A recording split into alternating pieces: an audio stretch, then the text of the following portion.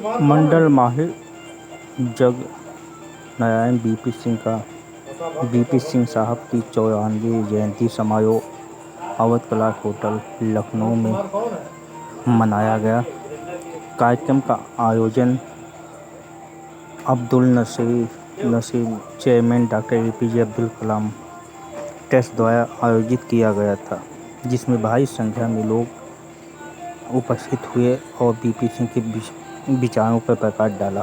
इंतजाम साहब, डॉक्टर बीरेंद्र सिंह यादव, हाफिज आतिफ साहब, प्रोफेसर अब्दुल्ला साहब, महेंद्र महोदय जी और सभी बुजुर्गों, दोस्तों, साथियों, मैं तो लेट हो गया। नासिर साहब ने टेलीफोन आया था, मैंने उसमें ना हाँ किया ना किया, क्योंकि रोज मैं दौड़ता रहता हूँ, फिर भी उसमें कट करके भाग के आ गया, तो लेट हो गया। ज्यादा अच्छा होता टाइम जाए होते और सुने होते, क्योंकि जिस काम में हम लोग लगे हैं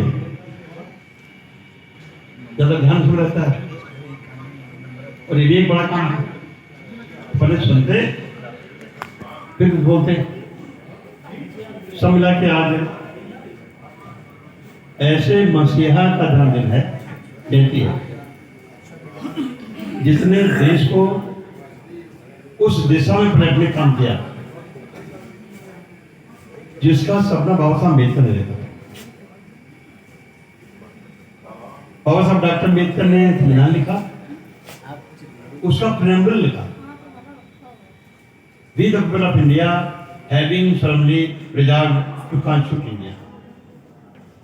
To constitute India. Why to constitute?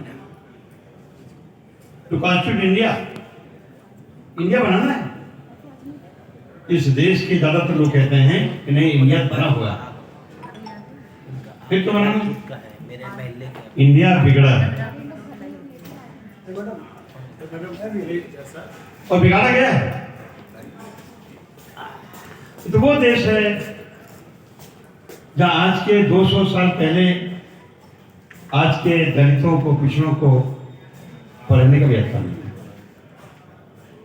गुरु द्रोणाचार्य पढ़ाते थे, अर्जुन भीम नकुल साधु जिनसे पढ़ते थे।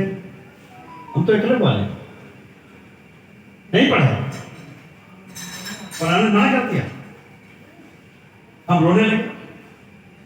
रोते रोते सोचा कि चलो गुरु जी पढ़ाते क्या हैं, तो किस तरह सिखाते हैं, हम भी ऐसे प्रैक्टिस करेंगे। कब होशियार हो गए जंगल में। भगवान महावीर की उस परंपरा को और उनके दिखाए हुए रास्ते पे चलते हुए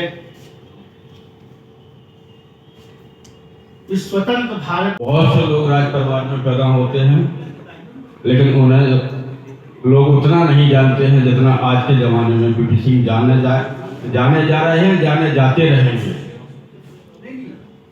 एक स्लोगन पढ़ा था, राजा नहीं फकीर हैं, भारत की तकदीर है।